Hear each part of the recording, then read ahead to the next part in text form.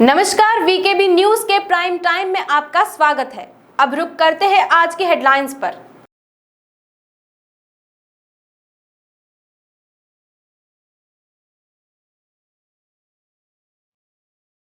7 दिसंबर से होगा नागपुर में शीत सत्र के लिए की जा रही विशेष तैयारी।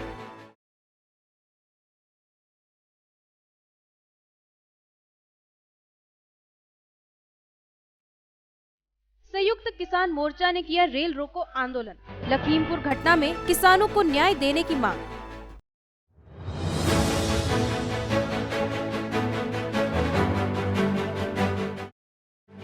और बोरगांव तालाब में डूबकर पिता और बेटे की मौत।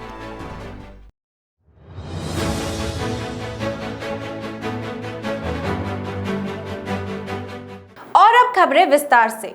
नागपुर में होने वाले शीत सत्र की तैयारी के लिए विशेष कोविड प्रतिबंधात्मक नियोजन किया जा रहा है, जिसके लिए विधिमंडल के उच्च स्तरीय बैठक में चर्चा की गई। 7 दिसंबर से शीत सत्र नागपुर में शुरू होगा। महाराष्ट्र विधिमंडल का तीसरा शीत सत्र नागपुर में 7 दिसंबर से शुरू होगा। शीत सत्र की तैयारी का नियोजन करने के लिए सोमवार को सभी संबंधित विभाग की उच्च स्तरीय बैठक विधिमंडल के प्रधान सचिव राजेंद्र भागवत के अध्यक्षता में ली गई। कोविड में पार्श्वभूमि पर शीत सत्र के लिए विशेष प्रतिबंधात्मक तैयारी की जा रही है।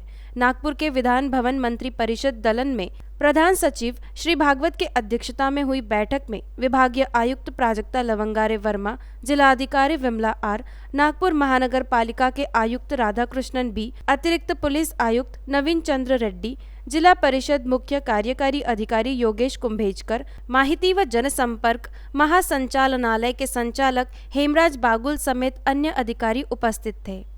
संपूर्ण देश में संयुक्त किसान मोर्चा द्वारा रेल रोको आंदोलन किया गया। वहीं नागपुर में भी सोमवार को महाराष्ट्र राज्य किसान सभा के सचिव और संयुक्त किसान मोर्चा के नागपुर संयोजक अरुण वनकर के नेतृत्व में नागपुर रेलवे स्टेशन पर रेल रोको आंदोलन किया गया। राजीनामा लो।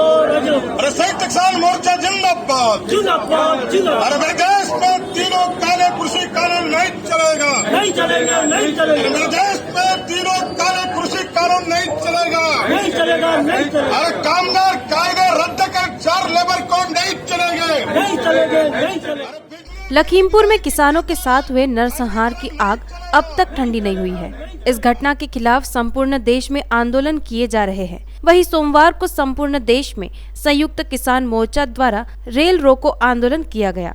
वहीं नागपुर में भी सोमवार को महाराष्ट्र राज्य किसान सभा के सचिव और संयुक्त किसान मोर्चा के नागपुर संयोजक अरुण वनकर के नेतृत्व में नागपुर रेलवे स्टेशन पर रेल रोको आंदोलन किया गया।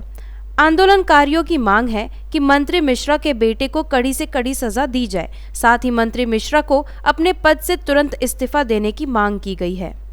बोरगांव मंजू पुलिस स्टेशन अंतर्गत पुरंदर में चंडिका देवी संस्थान के पीछे तालाब में डूबने से पिता और बेटे की डूबकर मौत हो गई। अकोला शिवसेना बस्ती का मंडल देवी विसर्जन के लिए गए थे। इसी बीच हादसा हुआ। अपने 55 वर्षीय पिता सुनील वाघालकर को डूबता देख 24 वर्षीय बेटा अभिषेक वाघालकर पिता को बचाने गया, लेकिन दोनों की डूबकर मौत हो गई। कुरनखेड़ स्थित श्री चंडिका माता आपातकाल बचाव पथक और वंदे मातरम आपातकाल बचाव पथक द्वारा दोनों पिता और बेटे की जांच मुहिम शुरू है। इस दौरान बोरगांव मंजू पुलिस स्टेशन के थानेदार सुनील सोलंके, दीपक कानड़े, संजय इंगले, गिरीश वीर और चंडिका माता वंदे मातरम दोनों टीम घटनास्थल पर उपस्थित थे। पिता और बेटे की मौत से परिसर में शोक की लहर छाई है। अकोला शिवसेना बस्ती का मंडल देवी विसर्जन के लिए गए थे। इसी बीच हादसा हुआ। पांचगांव में अवैध मुरुम उत्खनन होने की गुप्त जानकारी मिलते ही मोहाड़ी तहसीलदार ने छापामार कार्रवाई की, जिसमें 2 जेसीबी समेत 5 वाहन जब्त किए गए। मुरुम का अवैध उत्खनन शुरू मोहाड़ी तहसील के डोके पार पांचगांव में तहसीलदार ने छापा मारा, जिसमें 2 जेसीबी, 1 टिप्पर और 2 ट्रैक्टर जब्त किए गए। इस बड़ी कार्रवाई से अवैध उत्खनन करने वालों में खलबली मची है। मुंबई हावड़ा रेलवे के नए ट्रक का काम बड़े पैमाने पर शुरू है, इसीलिए वहां के ठेकेदार स्थानीय लोगों से संपर्क कर कम दाम में मुरुम डालने का काम उन्हें देते हैं और अवैध मुरुम उत्खनन बड़े पैमाने पर करते हैं। इसकी गुप्त जानकारी राजस्व विभाग को प्राप्त होते ही डोके पार पांचगांव परिसर में राजस्व पथक ने धाड़ मारी। इसी बीच सतीश गबने और कुलेश रांगड़ाले, पांचगांव निवासी के 2 जेसीबी, राजेश पटले का 1 टिप्पर, सेवक पटले व प्रकाश पटले के 2 ट्रैक्टर अवैध मुरुम उत्खनन में शामिल होने का ध्यान में आया और तहसीलदार ने सभी वाहन जब्त किए। 14/10/2021 रोजी मोजा पाचगाव येथील मुरुमाची आवाज उत्पन्न होत असल्याची माहिती गुप्त सूत्राकडून मिळालेली होती। त्या अनुषंगानं आम्ही 2 पथक तयार केले आणि 2 पथक तयार करून आवाज उत्पन्न ठिकाणी धाड टाकली असता 2 ठिकाणावर एका ठिकाणी 2 ट्रॅक्टरमध्ये JCBच्या सहाय्याने उत्खनन केल्याचं आढळून आलं आणि एका ठिकाणी एका मशीनच्या सहाय्याने टिप्परमध्ये उत्खनन केल्याचं आढळून आलेलं आहे।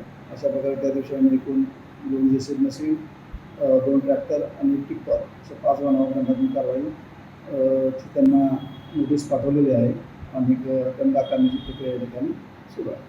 पाचगाव येथील रेती आणि मुरुम अवैधरित्यांनी बहुत दिवसाचा प्रकार चोरीचा चालूच आहे आणि ते मुरुम उत्खनन होत असल्यामुळे जाण्या येणाऱ्या विद्यार्थ्यांना व लोकांना फारच अडचण होत आहे।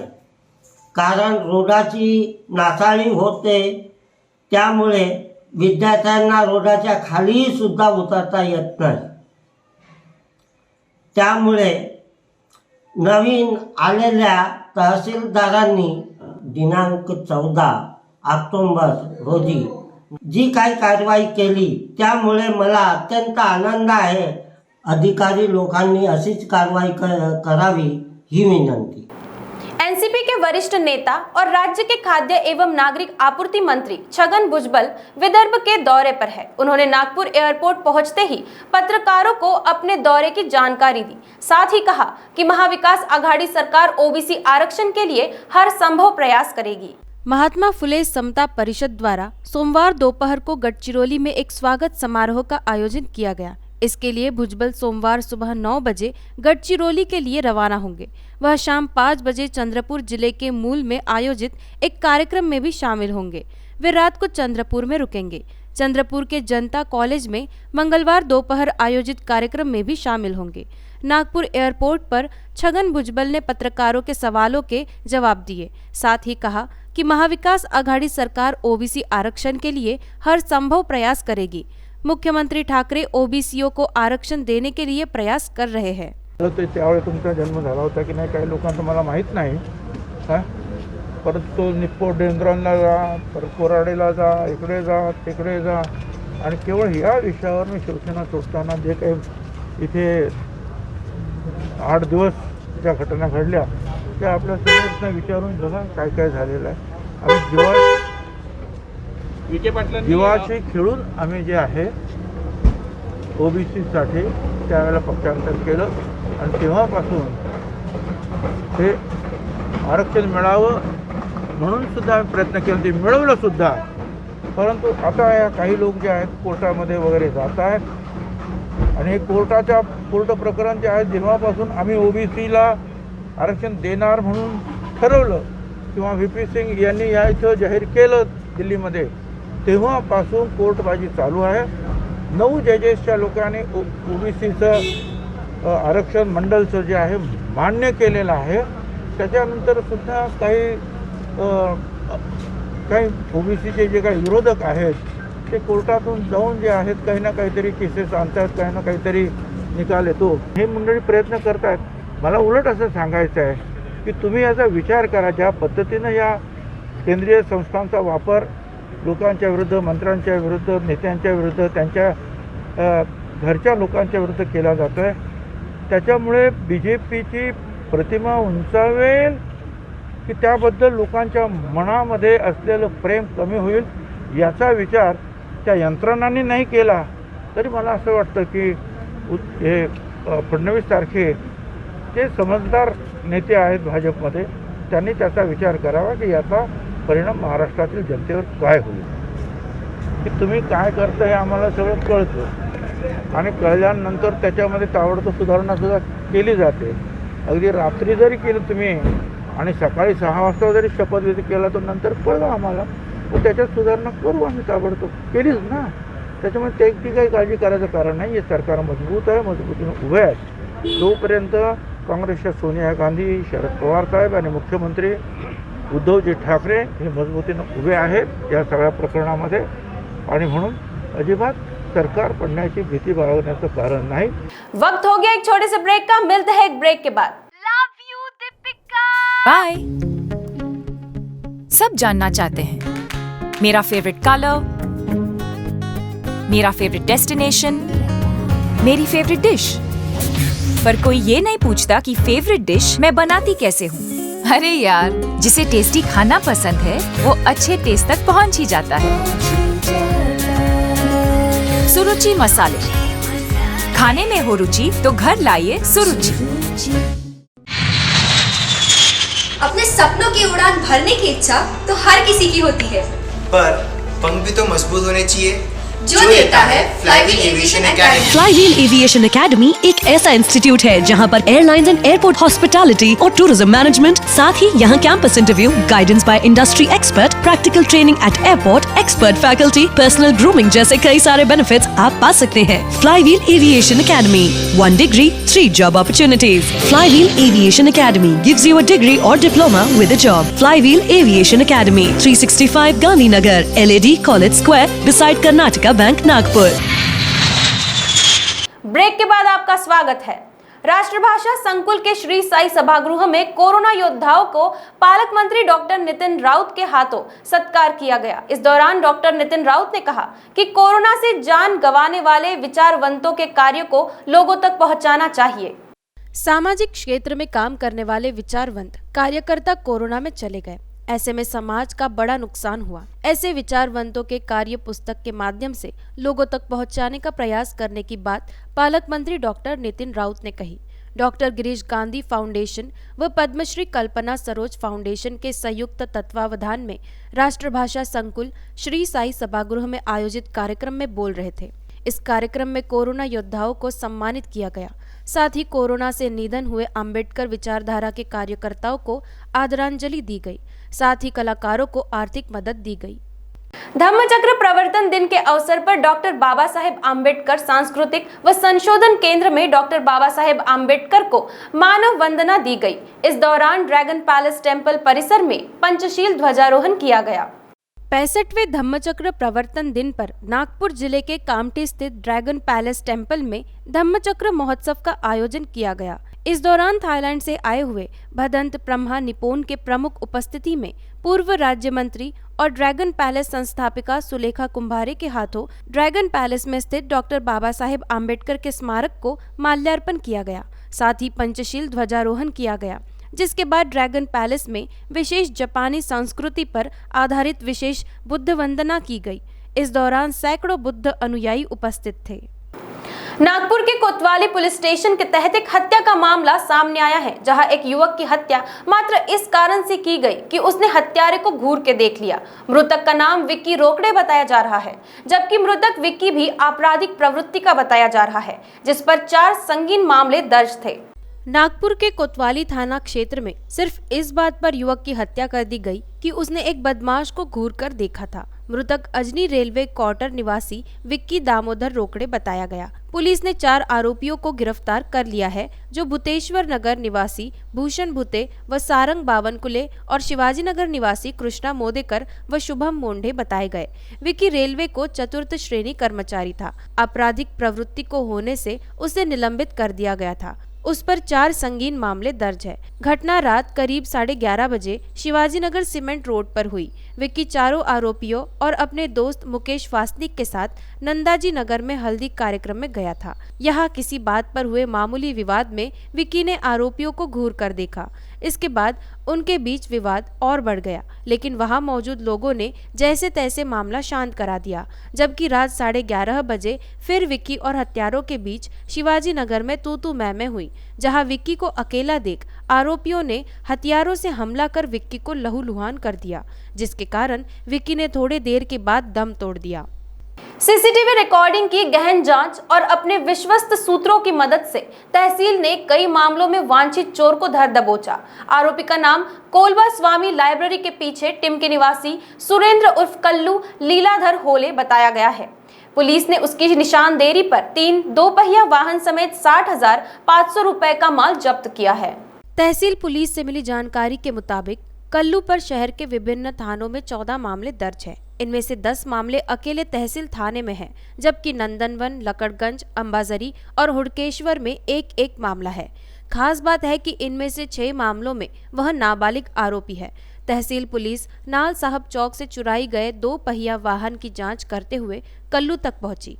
भांडेवाड़ी पारडी निवासी नागेश अमर सिंह सोनेकर ने 22 अगस्त को अपना 2 पहिया वाहन सुबह करीब 9:30 बजे डॉक्टर फुलारे के दवाखाने के सामने शिल्पा मेडिकल स्टोर्स के पास खड़ा किया था। दोपहर करीब 2 बजे लौटने पर नागेश को अपना वाहन नहीं दिखाई दिया। आसपास तलाशने पर भी जब वाहन नहीं मिला तो तहसील पुलिस थाने में शिकायत दर्ज कराई। मामला दर्ज होते ही पुलिस ने जांच शुरू कर दी। नागेश की शिकायत के आधार पर परिसर के सारे चौराहों पर लगे सीसीटीवी कैमरों के अलावा लोगों के घर लगे निजी कैमरों की भी रिकॉर्डिंग जांची गई। रिकॉर्डिंग में कल्लू से मिलता जुलता युवक चोरी करता दिखा। पुलिस ने अपने खबरियों को काम पर लगा दिया और संदेह सही साबित हुआ। कुछ ही दिनों में कल्लू को भी हिरासत में ले लिया गया। कड़ी पूछताछ में उसने नागेश के वाहन की चोरी की कबूली दी। अधिक सख्ती से पूछने पर उसने 2 और दोपहिया वाहन चोरी की बात बताई। पुलिस ने उसकी निशानदेही पर 3 दोपहिया वाहन समेत 60,500 रुपए का अन्य सामान भी जब्त किया गया। अधिक जांच में पता चला कि कल्लू सकरदरा के एक पान ठेले में चोरी के आरोप में फरार था। वहीं उस पर तहसील के अलावा अन्य थानों में भी मामले हैं। वह नाबालिग उम्र से ही चोरियां कर रहा है। पुलिस स्टेशन तहसील अंतर्गत नालसाब चौक में फिरियादी नागेश अमर सिंह सोनेकर उम्र 25 साल मुकाम पारडी एक कुछ मार्केटिंग के लिए आए थे। उन्होंने अपनी सुजुकी गाड़ी MH49 BD 4171 नालसाब चौक के रख के दुकान में गए। खरीदी करने के बाद जब उस जगह पे आए तो उनको गाड़ी दिखी नहीं। उसके रिपोर्ट पे पुलिस स्टेशन तहसील में अपराध नंबर 751/21 कलम 379 IPC के मुताबिक दर्ज किए। हमारे अधीनस्थ हमारे तपासी पथक ASI Dubey, head constable Pradeep Sontakke और स्टाफ पेट्रोलिंग कर रहे थे। तब उनको कल पुराना पुलिस स्टेशन का रिकॉर्ड का गुनहगार जो कई वाहन चोरी में जिसका सहभाग था वो सुरेंद्र उर्फ कल्लू लीलाधर होले उम्र 20 साल कोलबा स्वामी वाचनालय के पास टिमकी है, उनको संशयास्पद स्थिति में मिला। उसके पास चोरी गई हुई सुजुकी गाड़ी मिली जो तुरंत जब्त किए और उसको उस गुंडे में अटक करके उसको पूछताछ करने के बाद पुलिस स्टेशन तहसील में अपराध नंबर 811/21 कलम 379 में एक एक्टिवा गाड़ी चोरी गई थी जिसका नंबर MH49W6283 था। वो उसने चुराया करके कबूल किया। साथ में ही उसने पुलिस स्टेशन यशवंतनगर की हद्दी में अपराध नंबर 26/2021 कलम 379 IPC में दर्ज एक्टिवा गाड़ी MH49M0784 ये भी गाड़ी चुराने की वारदात कबूल किया है। अभी तक आरोपी सुरेंद्र लीलाधर होले इसके पास से 3 गाड़ी जब्त किए जिसकी कीमत 60,500 रुपये है और जबकि ये पुराना रिकॉर्ड दर्ज गुनहगार है इसको अभी अटक करके विद्यमान कोर्ट में पुटअप करके और हमें होप है कि और गाड़ियाँ इनके पास से रिकवर होंगे। अभी फिलहाल पुलिस तपास चालू है, आरोपी पुलिस के अरेस्ट में है। तो वीकेबी न्यूज के प्राइम टाइम में अब तक के लिए इतना ही। आपसे कल फिर मुलाकात होगी, तब तक देखते रहिए वीकेबी न्यूज। नमस्कार।